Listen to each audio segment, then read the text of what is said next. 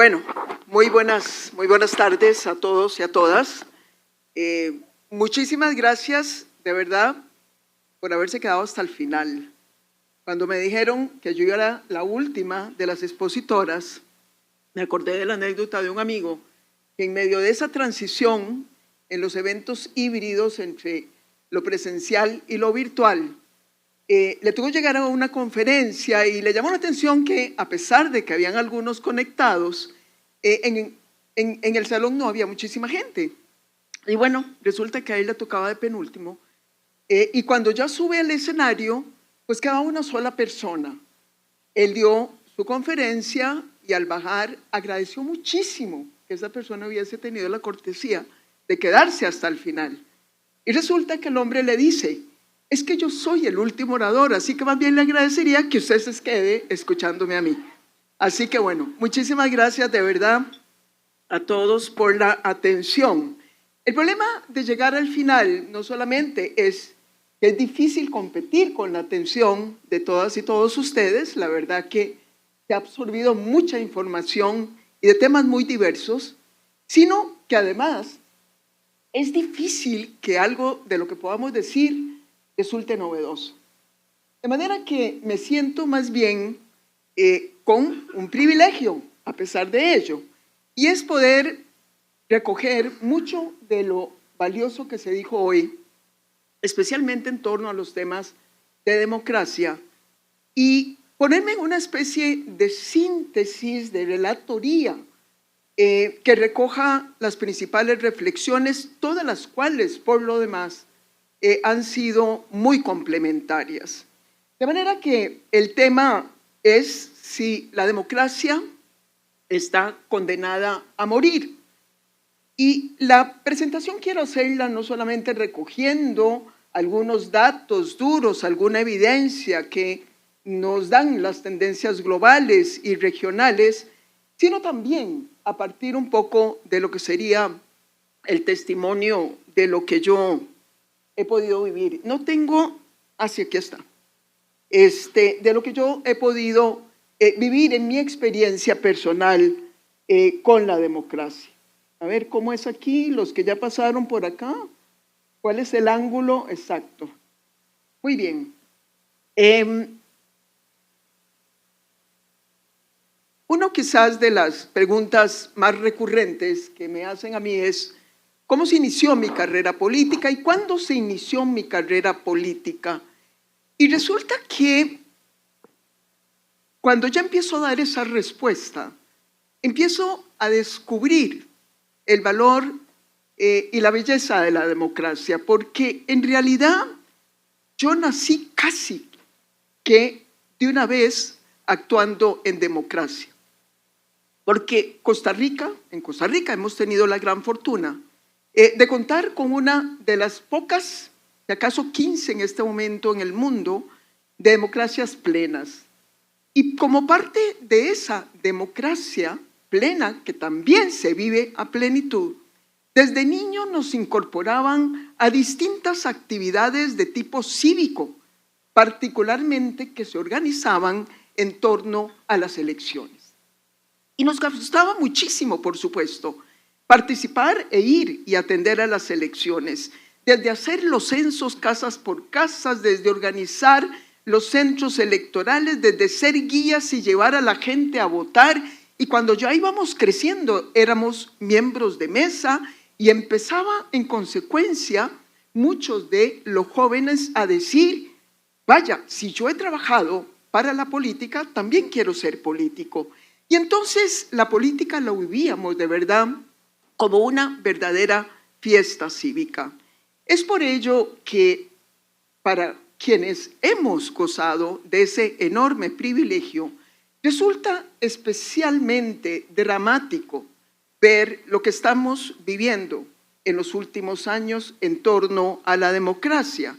Y por supuesto, especialmente demoledor cuando, en el caso de esa democracia plena que hasta ahora ha sido Costa Rica, empezamos a observar también un importante deterioro en variables tan significativas como es la libertad de expresión hemos perdido casi 30 posiciones en los últimos 3 años en esta materia. De manera que, como les digo, hay mucho de anecdótico, hay mucho de experiencia, pero también de datos que confirman tendencias, pero vamos a ver si al final también terminamos utilizando esos datos y esos testimonios para traer una visión más bien optimista y esperanzadora. A veces aprendemos de la política no solamente desde los textos políticos o en las conversaciones políticas, aprendemos también mucho de la cultura. En Costa Rica tuvimos un poeta que lo quisimos mucho, falleció muy joven, y que en una de sus poesías dijo lo siguiente: no creo que la fraternidad y el amor nos sean dados de regalo. No creo que los antagonismos que nos desangran desaparezcan por artes milagrosos. La perfección es el resultado de la lucha. Hay esperanzas endebles, arraigadas por el sueño. La verdadera esperanza, dijo el poeta costarricense, se sostiene y nutre en las realidades diarias. Pues bien, yo quisiera hoy decir que cuando abordamos los temas de la defensa y la mejora de la democracia, ese gran desafío que tenemos al día de hoy, básicamente hay 3 dinámicas que son sugeridas por la poesía de Jorge de Bravo. La primera de estas dinámicas es que la democracia no nos es dada como un regalo. La segunda dinámica es que la esperanza de su supervivencia reside en la realidad cotidiana de la gente. Y la tercera dinámica, que es con la que quiero cerrar, es que defender su existencia requiere determinación, acción y movilización, más algunas acciones concretas a las que me referiré. Veamos esa primera dinámica en relación con que la democracia no nos es dada como un regalo. Y se los digo yo hoy no solamente quien ha acompañado a muchísimos activistas y luchadores por la democracia en escenarios de total deterioro, sino que hoy, como costarricense, está viendo que su propia democracia no estaba garantizada. Lo que nos confirman hoy las tendencias globales, y sobre esto se han referido muchos de los expositores, es que son más los países que se mueven en la dirección autocrática que aquellos que se mueven en la dirección democrática. Y en aquellas naciones que ya hoy padecen escenarios restrictivos, se tienden a acentuar aún más las tendencias autoritarias. Hoy tenemos que decir con muchísima tristeza que solamente 6% de la población del mundo vive en democracias plenas y de nuevo una de ellas, mi pequeña Costa Rica, podría ser que en unos años tengamos que borrar un puntico de este porcentaje. El deterioro que experimenta la democracia, y esto es quizás uno de los aspectos más preocupantes, tiene que ver prácticamente con todas las variables más relevantes que hacen parte de la democracia: libertades civiles, proceso electoral, cultura política, funcionamiento de gobierno, Estado de Derecho, especialmente lo que alcanza a la independencia judicial. Todas estas rayas que ven ustedes en el gráfico lo que hacen es representar las distintas variables o componentes de la democracia, y vean ustedes que con excepción de la amarilla, a la cual me referiré hacia el final, que es participación política, todas las demás variables se mueven hacia abajo ya desde hace más de 10 años. La segunda dinámica a la que me refería es la que tiene que ver con el hecho de que la democracia, para que sobreviva, hay que considerar la realidad cotidiana de la gente. Y ahí permítanme que, a diferencia de lo anterior, que ilustraba esa tendencia al deterioro a partir de variables medibles y concretas, aquí utilice por sobre todo las percepciones globales y las actitudes ciudadanas, porque también nos dan una clara noción de la dificultad del escenario que estamos enfrentando. Y voy a hacer aquí un pequeño paréntesis para un poco contextualizar el porqué de muchas de las percepciones que hoy tenemos tienden a ser tan negativas en la ciudadanía. Y es que tienen que ver, por supuesto, con los fenómenos que nos golpean, las crisis que se sobreponen y que ya, lejos de ser excepcionales, se vienen convirtiendo en una nueva normalidad. Es decir, el mundo se adentra en una especie de ciclo permanente de crisis que se sobreponen una tras otra, por lo cual deberíamos presumir que el gran desafío que vamos a tener es no cómo evitar de momento esas crisis, sino cómo administrarlas de mejor manera para que la gente pueda estar mejor preparada ante las mismas. Esa especie de cambio de época a la que se refirió el presidente Yamil Maguad. Pues bien ustedes que el sentimiento que hoy alcanza a la mayoría de la población es el sentimiento de incertidumbre y de temor. Se estima, de acuerdo a la última encuesta global de valores, que 6 de cada 7 personas en el mundo, independientemente si son naciones desarrolladas o subdesarrolladas, sufren sentimientos de inseguridad causadas precisamente por las profundas transformaciones y la crisis que el mundo está viviendo. Esta sensación de temor, esta sensación de incertidumbre, se proyecta además en la insatisfacción que la gente siente ante instituciones que no le responden, entre ellas, por supuesto, las instituciones que hacen a la democracia. Vean ustedes cómo casi que hay una relación muy directa entre esos niveles de insatisfacción y la respuesta que la gente ha venido dando de manera cada vez más creciente, que está dispuesto a favorecer el liderazgo autoritario, porcentaje que se incrementó de un 38% en el año 2009 al 52% en el año 2021.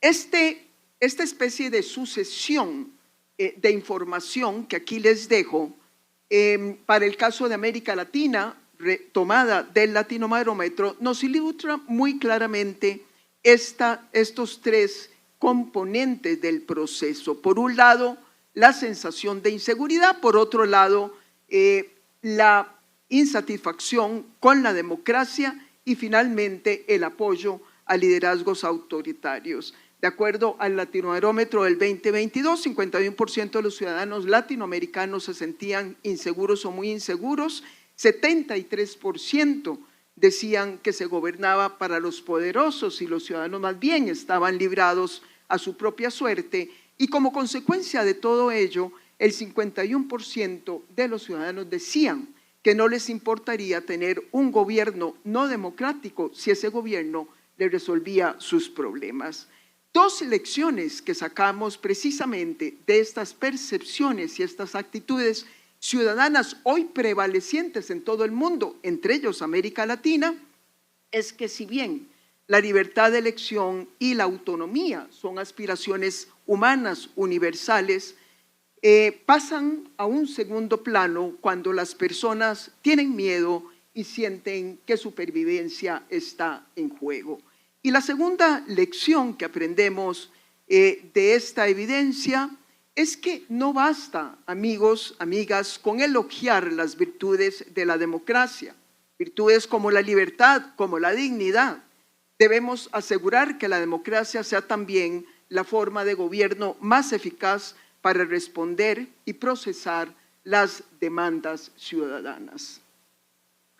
Ya para ir cerrando, esa tercera derivación a la que me refería al inicio, que defender y profundizar la democracia requiere movilización, innovación e inversión. Quiero aquí destacar esas oportunidades que pese a todo, pese al panorama tan complejo que estamos observando, existen oportunidades para provocar una gran reversión de los procesos de deterioro. Y ahí hay tres componentes importantes. Por un lado, la inversión, en segundo término, la participación y movilización ciudadana y finalmente la innovación institucional y tecnológica. Aquí ustedes ven ese ciclo, digamos, vicioso de conjugación de factores, las crisis y los riesgos crecientes, las demandas insatisfechas, el temor y el descontento, la adhesión al autoritarismo, el deterioro democrático, y seguimos en ese ciclo vicioso. Pues bien, veamos en qué consisten estos tres elementos a los que me refiero. Vuelvo otra vez sobre el gráfico inicial. Les decía que la única variable que hace parte de la democracia que no experimenta deterioro es precisamente la participación política de los ciudadanos y la movilización. Vean ustedes qué interesante este gráfico derivado del Latinobarómetro. En América Latina, la gente sigue estando dispuesta a acudir a las urnas electorales. 77% dice que es bueno votar y solo un 23% dice que no. Pero cada vez tiende a crecer el componente de las barras a la derecha, en donde de ese 77% que dice que sí es bueno votar, se van dividiendo entre aquellos que dicen siempre voto y los que dicen voto, pero también me manifiesto. Esto, lejos de resultar una amenaza, constituye de nuevo una esperanza. El sistema, sin embargo, tiene la obligación de atender esta circunstancia y diseñar sistemas de representación y sistemas de gestión de gobierno que incentiven la participación ciudadana. Consultas ciudadanas, presupuestos participativos, iniciativas populares para la aprobación de legislación son tan solo algunas de las cosas que podemos impulsar y que ya están teniendo lugar en algunos sitios. La conjugación que podemos hacer de esa ciudadanía que está demandando más participación junto con las tecnologías digitales y la innovación institucional, es decir, las reformas de nuestras instituciones que nos permitan pasar de una democracia ya no solamente representativa a democracias deliberativas y participativas, se convierten en un elemento esencial que nos permitan airear, oxigenar a las democracias. El segundo elemento es la inversión, y la inversión básicamente en tres ejes fundamentales. En desarrollo humano, basado en la naturaleza, la historia claramente nos dice que ahí en esos ciclos en donde el desarrollo humano se ve afectado, inmediatamente también se ve afectado la percepción de los ciudadanos sobre las instituciones. El segundo elemento es la provisión de financiamiento para los bienes globales. La única manera que vamos a tener como una humanidad enfrentar esas crisis sobrepuestas va a ser actuando colectivamente, y para eso se requerirá trabajar más de la perspectiva de los bienes globales. Y finalmente, programas de acceso universal a servicios fundamentales y protección social. En países con altos niveles de desigualdad como los nuestros, cualquier crisis, como lo demostró el COVID, lo que hace es ampliar las brechas de desigualdad, y la desigualdad es a la democracia lo que prácticamente el herrumbre es a los metales, es decir, corroe profundamente a la institucionalidad. Cierro diciendo que, o retomando la última estrofa de esa cita que hice del poeta Jorge de Brado, de que la verdadera esperanza se nutre en las realidades diarias. Yo quiero decirles que es muy difícil para alguien como uno que viene trabajando precisamente con personas de escenarios de alto deterioro, alguien que pertenece a una democracia plena y que hoy está constatando el riesgo que corre la misma, es difícil a veces derivar esperanza. Pero resulta que de pronto nos ponemos aquí en Guatemala, en donde vemos esa contrastación de un liderazgo que, lejos de crispar, de polarizar y de dividir a sus ciudadanos, lo que ha buscado es más bien calmar, apaciguar, abrir el debate y tratar de corregir, por supuesto, todos los problemas, déficits y vicios que tiene la democracia guatemalteca, pero sin renunciar al uso de los mismos instrumentos democráticos. Eso, amigos, amigas de Guatemala, tienen un valor que ustedes difícilmente quizás pueden aquilatar, pero quienes estamos, insisto, viendo lo que pasa en otros contextos, Guatemala hoy se convierte precisamente en una gran pincelada de esperanza. Por eso, como homenaje a lo que ustedes representan hoy en América Latina, en el mundo, como homenaje de alguna manera también a estos 40 años de lucha que ustedes han emprendido por hacer valer la democracia como un instrumento de convivencia política y social, es que me inspiré de nuevo en las palabras del Popol Vuh, que dice algo muy hermoso para esos pueblos mayas tradicionales sobre los cuales se fundó la nacionalidad guatemalteca. Que no haya desgracia, que no haya infortunio, que la mentira no entre detrás de ellos, delante de ellos, que no caigan en la bajada ni en la subida del camino, que no haya obstáculo, peligro detrás de ellos, delante de ellos. Dadles verdes caminos y verdes sendas, que sea buena la vida. Muchas gracias.